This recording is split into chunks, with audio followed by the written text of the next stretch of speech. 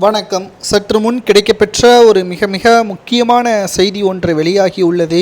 எடப்பாடி பழனிசாமி தலையில் விழுந்த மிகப்பெரிய ஒரு எடி. எதற்காக, என்ன காரணம்? அதிமுகவின் நிர்வாகிகள் எடப்பாடி பழனிசாமியை தற்பொழுது கேள்வி கேட்க ஆரம்பித்து விட்டார்கள். இதனால் எடப்பாடி பழனிசாமி அவர்களுக்கு மிகப்பெரிய ஒரு பயம் வந்துவிட்டது. கேட்கக்கூடிய நபர்கள் அனைவரும் தற்பொழுது எடப்பாடியே பதவி பறிபோக வைக்கும் விதமாக இந்த ஒவ்வேறு கேள்விகளும் அமைந்துள்ளது.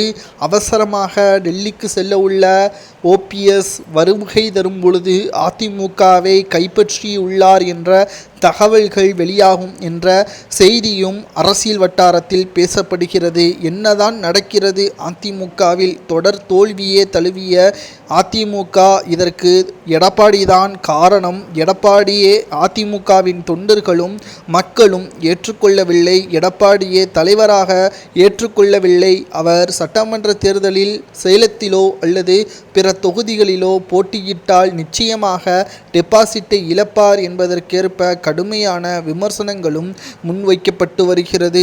எடப்பாடி பழனிசாமி அவர்கள் அதிமுகவின் தொண்டர்களிடமே நற்பெயரை பெற முடியவில்லை, எப்படி மக்களிடம் நற்பெயரை பெற்ற முடியும் என்ற ஒரு கேள்வியையும் நிர்வாகிகள் அதிமுகவின் அலுவலகத்தில் கேட்டுள்ளார்கள். தற்பொழுது அதிமுக வெற்றியடைய வேண்டுமா அல்லது எடப்பாடி பதவியை தக்க வைத்துக் கொள்ள வேண்டுமா? எது முக்கியம்? அதிமுக வெற்றியடைவதுதானே முக்கியம்.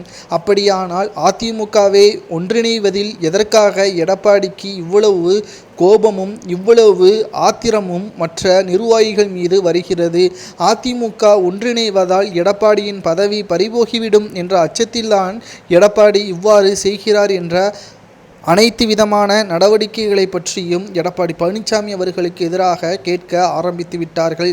இந்த ஒரு சூழலில் எடப்பாடி பழனிசாமி அவர்கள் அனைத்து இந்திய அண்ணா திராவிட முன்னேற்றக் கழகத்தில் புதிய நிர்வாகிகளையும் பதவி பிரமாணம் செய்து வைத்து வருகிறார். அதாவது மூத்த அமைச்சர்கள், முன்னாள் அமைச்சர்களுக்கும் மூத்த நிர்வாகிகளையும் தவிர மற்ற அனைத்து நிர்வாகிகளையும் மாற்றி வருகிறார். இதற்கு காரணம் தனது கட்டுப்பாட்டில் அதிமுக இருக்க வேண்டும் என்பதற்காக மட்டும்தான்.